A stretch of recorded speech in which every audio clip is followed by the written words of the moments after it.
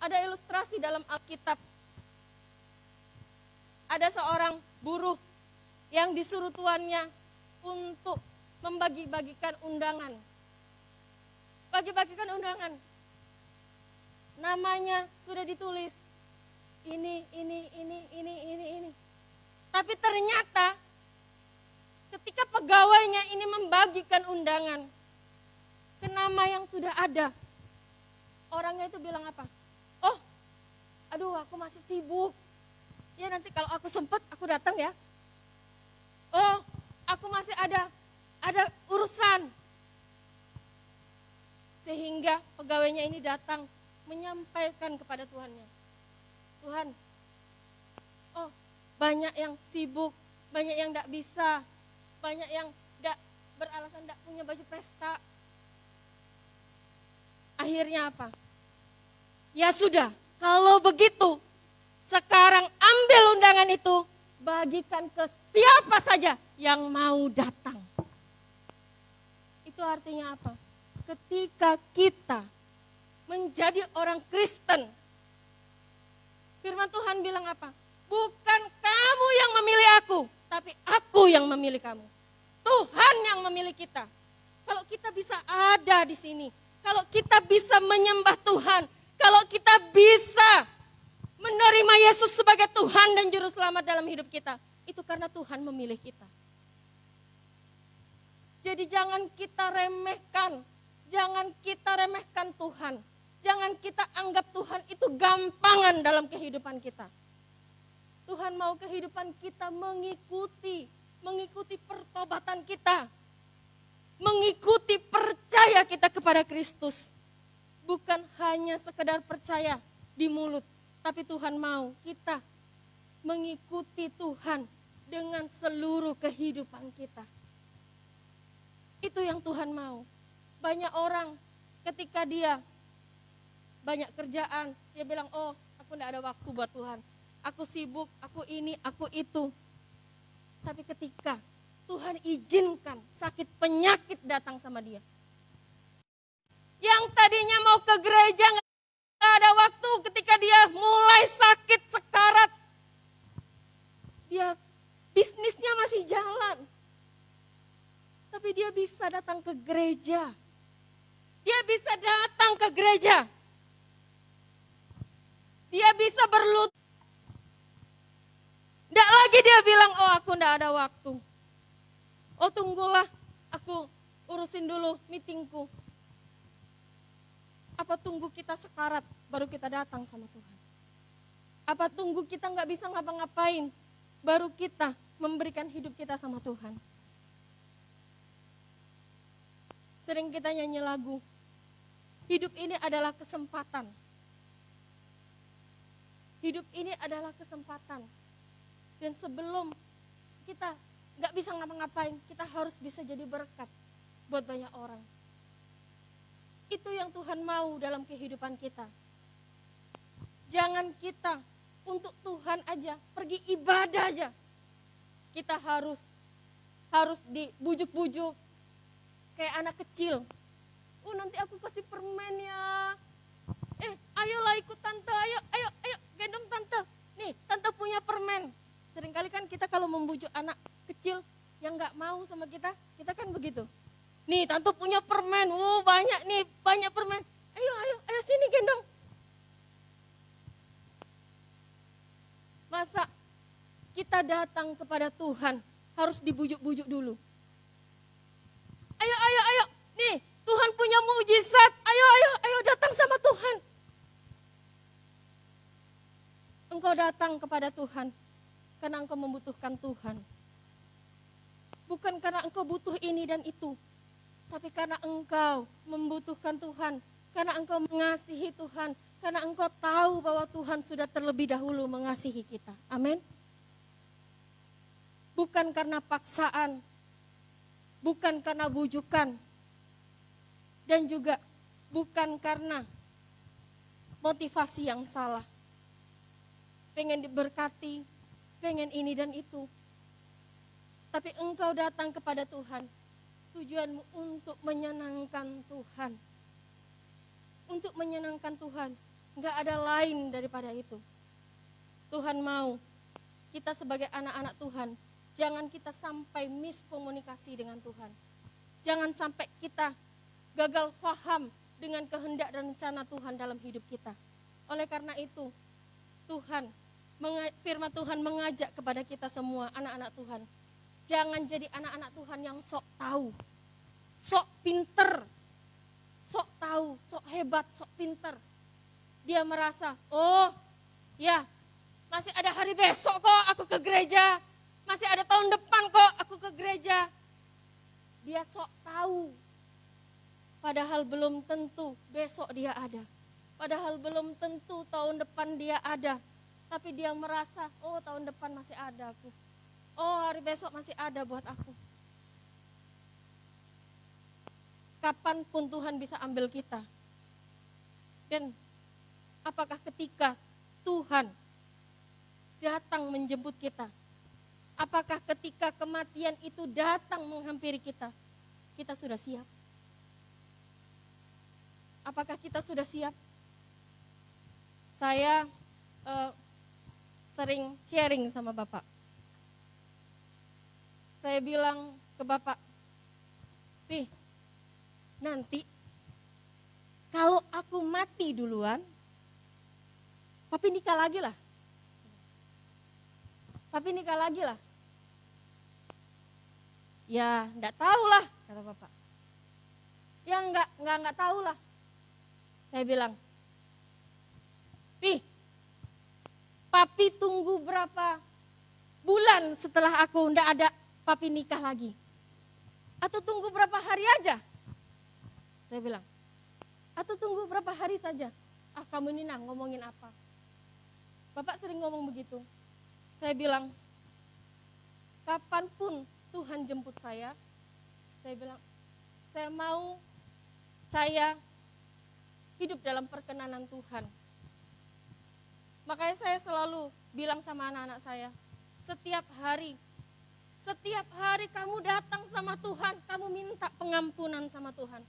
Karena seringkali kita sepanjang hari itu sering melakukan hal-hal yang kadang kita sendiri tidak sadar kita melakukan itu. Bahwa itu dosa, bahwa itu melanggar kehendak Tuhan dalam hidup kita.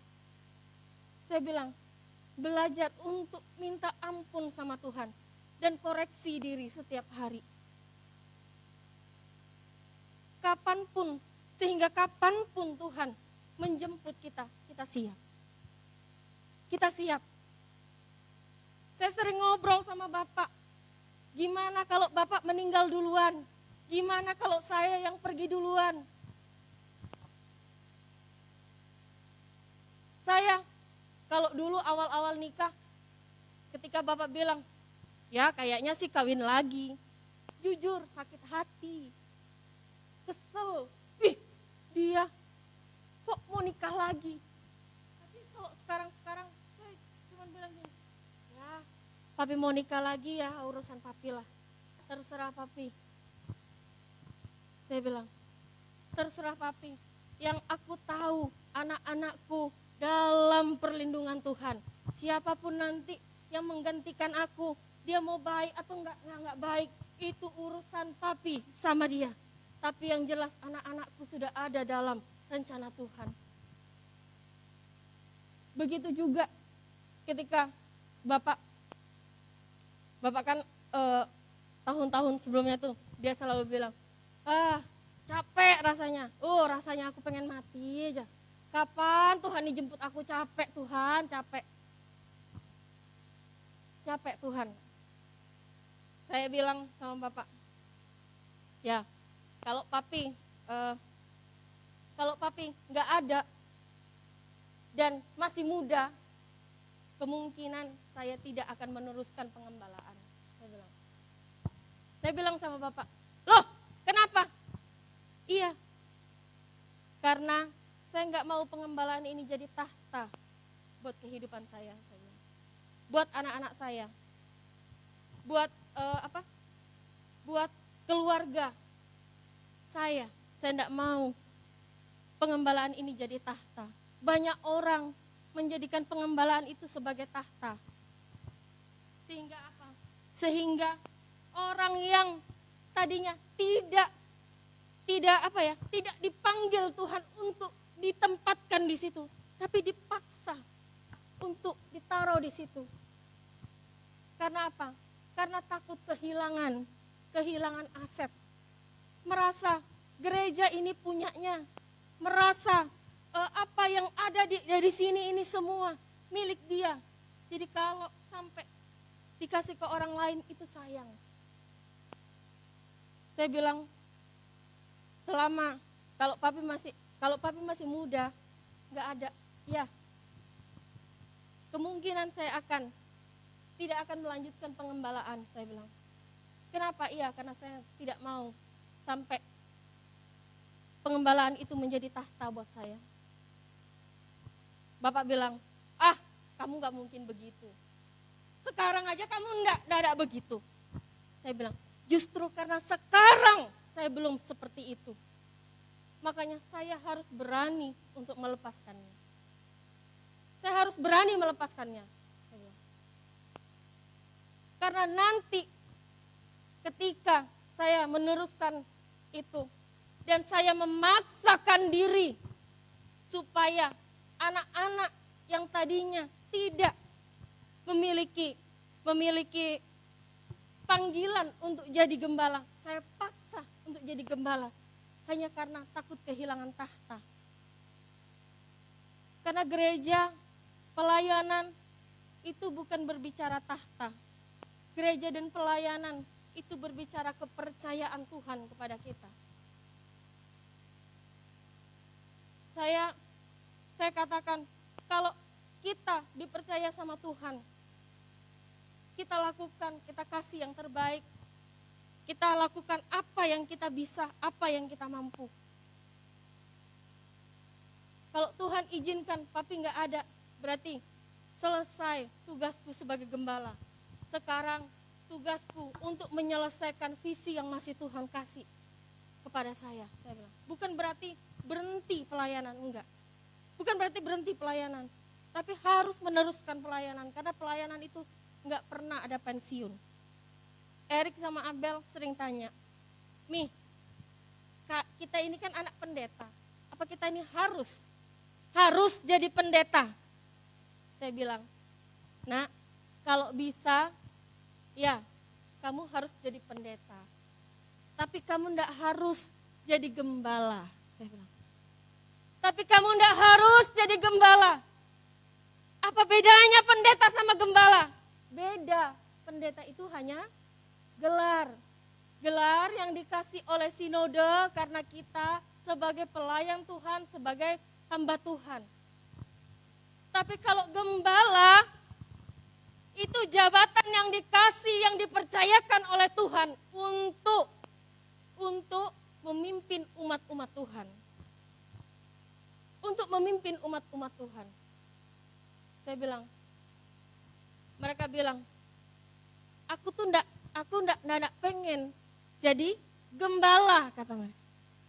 Kamu enggak, saya bilang, Mami enggak pernah nuntut kamu mau jadi gembala atau enggak. Kamu nanti besar mau jadi dokter silahkan. Tapi satu yang Mami mau, kamu boleh jadi dokter, kamu boleh jadi guru, kamu boleh jadi bisnismen. Hanya satu yang kamu enggak boleh tinggalkan. Apa itu? Apapun pekerjaanmu nanti, kamu harus melayani Tuhan. Saya selalu tekankan itu sama anak-anak saya. Saya selalu tekankan itu. Kamu mau jadi dokter, jadilah dokter yang memuliakan Tuhan. Supaya dengan gelar doktermu, dengan profesi doktermu, kamu bisa memberkati orang. Sehingga orang bisa mengenal Tuhan melalui profesi yang kamu jalani, saya bilang. Karena pelayanan bukan hanya sebatas mimbar. Kita melayani, kita bisa dipakai Tuhan dimanapun Tuhan mau. Jadi saya tidak pernah menekankan anak-anak saya, nanti besar kamu harus jadi gembala. Nanti besar kamu harus meneruskan pengembalaan. Enggak. Saya tidak pernah menekankan itu kepada anak-anak saya. Tapi yang saya tekankan, apapun nanti yang kamu cita-citakan, kamu harus melayani Tuhan. Karena hidupmu untuk kemuliaan Tuhan. Saya selalu tekankan itu kepada anak-anak saya. Sehingga kapanpun Tuhan mau ambil saya bilang, Tuhan, kapanpun Tuhan mau ambil saya, terserah Tuhan. Tapi saya minta untuk terus Roh Kudus pimpin saya. Pimpin saya agar saya tetap dalam kehendak Tuhan. Sehingga ketika Tuhan ambil saya tidak sedang jauh dari Tuhan. Saya tidak sedang mengecewakan Tuhan. Seringkali banyak orang kenapa takut mati? Karena dia merasa masih banyak dosa yang dia lakukan. Padahal kematian itu pasti. Anak-anak pun bisa mengalami kematian. Anak-anak yang baru lahir pun bisa mengalami kematian. Tapi banyak orang takut dengan kematian. Karena apa? Karena dia enggak siap. Oleh karena itu, kita anak-anak Tuhan yang masih diberi kesempatan, yang masih diberi nafas hidup oleh Tuhan, mari kita perbaiki kehidupan kita.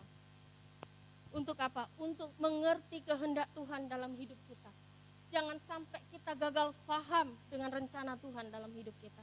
Jangan sampai kita hidup seenaknya dengan Tuhan. Tuhan mau kita jangan jadi orang Kristen yang sok tahu. Tapi kita jadi orang Kristen yang senantiasa merendahkan diri di hadapan Tuhan. Itu yang Tuhan mau dalam kehidupan kita. Kita jangan jadi orang Kristen yang kurang memperhatikan apa? Memperhatikan firman Tuhan. Seringkali ketika firman disampaikan, banyak orang ada yang SMS-an, ada yang main HP, ada yang main game, ada yang enggak konsentrasi. Seringkali ketika firman disampaikan, apa sih itu? Ngomongin apa sih? Sehingga apa? Sehingga kita enggak tahu apa pesan Tuhan yang Tuhan mau sampaikan. Karena setiap firman yang disampaikan, kata firman Tuhan, itu seperti pedang bermata dua. Dia bukan hanya menggores orang yang mendengarkan, tapi dia juga menggores orang yang menyampaikan. Jadi ketika firman itu disampaikan, pasti ada pesan Tuhan buat kita semua yang dengar. Ada yang pesannya sama, ada yang pesannya berbeda. Walaupun hamba Tuhannya menceritakan, walaupun hamba Tuhannya menyampaikan firman, mungkin tentang cinta. Tapi kita yang mendengar, bisa kita dengar teguran Tuhan. Kita dengar bukan tentang cinta, tapi tentang apa? Tentang pertobatan. Karena apa? Karena firman Tuhan ini hidup. Jadi ketika firman itu disampaikan pasti ada pesan Tuhan buat kita semua. Makanya ketika kita mendengarkan firman Tuhan, kita harus memperhatikan firman itu. Tuhan, pesan apa yang Tuhan mau sampaikan buat aku hari ini? Siapapun hamba Tuhannya. Mau hamba Tuhannya itu gagap sekalipun, pasti ada pesan Tuhan buat kita. Mau hamba Tuhannya anak kecil sekalipun, pasti ada pesan Tuhan buat kita. Pasti ada pesan Tuhan buat kita. Saya dulu ngajar sekolah minggu. Sebelum ada guru-guru sekolah minggu, saya ngajar saya jadi guru sekolah minggu sendiri.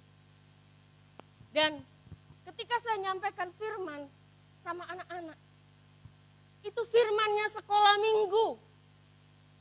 Tapi firman itu bisa menegur saya. ketika kita memperhatikan firman itu dengan benar, pasti kita akan mendapatkan minimal satu pesan Tuhan dalam hidup kita. Satu berkat dari firman itu, minimal satu. Ada yang sampai banyak. Pesannya berbeda-beda. Saya sama Bapak, ketika kami mendengarkan hamba Tuhan lain menyampaikan firman, selesai ibadah kami sharing, itu pesannya berbeda. Saya bilang, aduh, yang jelas hari ini aku benar-benar ditampar sama Tuhan. Aku benar-benar ditegur sama Tuhan. Bapak dapatnya apa? Oh, aku hari ini dapat penguatan. Berbeda. Berbeda. Karena apa? Firman ini hidup. Makanya ketika kita mendengarkan firman, persiapkanlah seluruh kehidupanmu. Persiapkanlah hatimu, persiapkanlah fisikmu, persiapkanlah kehidupanmu. Sehingga ketika engkau mendengar firman, kita jangan sampai gagal paham dengan firman itu. Kita miskomunikasi sama Tuhan. Karena apa? Karena kita kurang memperhatikan. Firman lagi disampaikan, kita nulis seakan-akan kita catat firman. Padahal bukan nyatat firman, lagi buat surat cinta. Akhirnya gagal paham. Ketika ditanya, ketika pulang ibadah, gimana tadi ibadahnya? Ya biasa aja. Apa tadi firmannya? Ya gitu aja. Ya gitu aja. Kita nggak dapatkan apa-apa. Ya, engkau datang beribadah kepada Tuhan.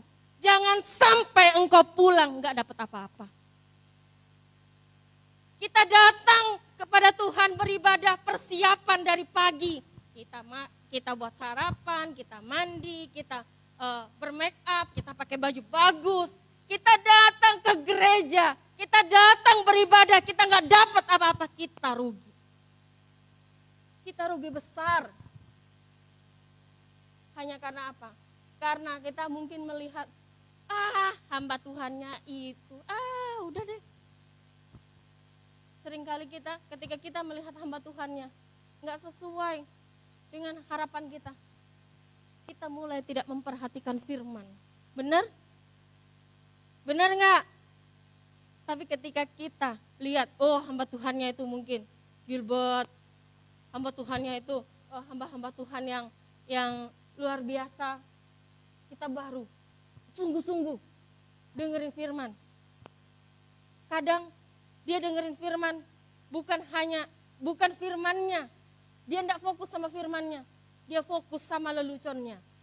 Jadi ketika dipulang, dia ditanya, gimana tadi firmannya? Pokoknya firmannya lucu tadi, lucu. Lucu firmannya. Dia hanya dapat lucu. Jadi harapan saya, kita semua anak-anak Tuhan, kita semua jemaat Tuhan, kita semua pengikut-pengikut Kristus, belajar untuk memperhatikan firman yang datang kepada kita.